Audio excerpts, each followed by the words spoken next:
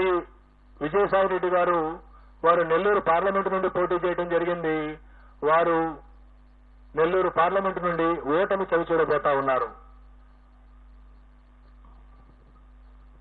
రాష్ట్రంలో హోరాహోరీ పోటీ జరిగినటువంటి పార్లమెంటులో అమలాపురం పార్లమెంటు, రాజమండ్రి పార్లమెంటు, నర్సరావుపేట పార్లమెంటులో ఫలితం కేవలం 2 లేదా 3 శాతానికి లోబడి ఉండబోతా ఉంది.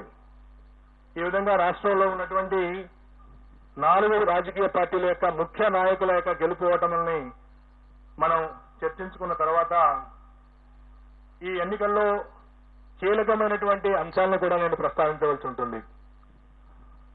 తెలుగుదేశం పార్టీ గత 5 సంవత్సరాల నుండి ప్రతిపక్షంలో ఉన్న కారణంగా గత ఎన్నికల్లో 2019 శాసనసభ ఎన్నికల్లో చరిత్రలో ఎప్పుడు లేని విధంగా 10 శాతానికి మించినటువంటి ఓట్ల తేడాతో ఓడినటువంటి కారణంగా పొత్తు తప్పదు అని తెలుసుకున్నటువంటి పార్టీ నాయకత్వం జనసేన పార్టీని పొత్తులోకి ఆహ్వానించడం, ఆ తర్వాత కూడా గెలుపుకు కేవలం జనసేన మాత్రమే కాదు మరొక బలమైనటువంటి రాజకీయ పక్షం యొక్క అవసరం ఉన్నదని తెలుసుకుని భారతీయ జనతా పార్టీతో కూడా చివరి వరకు పొత్తు కోసం ప్రయత్నం చేసి భారతీయ జనతా పార్టీని కూడా పొత్తులో కలుపుకున్నటువంటి పరిస్థితిని రాష్ట్ర ప్రజలందరూ చూశారు.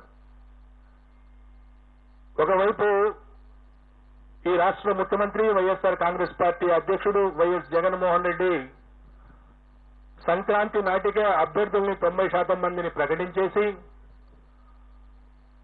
నియోజకవర్గాల వారీగా, జిల్లాల వారీగా, ప్రాంతాల వారీగా సిద్ధం వంటి సభలను ఏర్పాటు చేసుకుని ప్రజల్లోకి పోతా ఉంటే ప్రతిపక్ష కూటమి సీట్ల సర్దుబాటు, ఆ సీట్లలో ఏ అభ్యర్థిని నిలబెట్టాలి అనేటువంటి విషయంలోనే ఆల్మోస్ట్ నామినేషన్స్ వరకు ఆగినటువంటి పరిస్థితిని మనం చూశాం.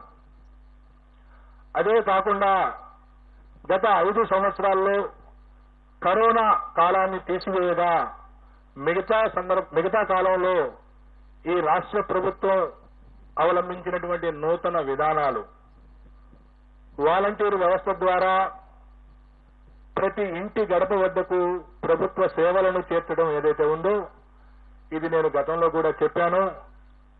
ఈసారి ఎన్నికల్లో అది కీలక పాత్ర పోషించబోతా ఉంది. 71% మంది గ్రామీణ ప్రజానీకం ఉన్నటువంటి ఆంధ్రప్రదేశ్లో ఏ గ్రామంలోనైనా సరే ప్రభుత్వం ద్వారా ఏదైనా పథకం లబ్ధి పొందాలన్నా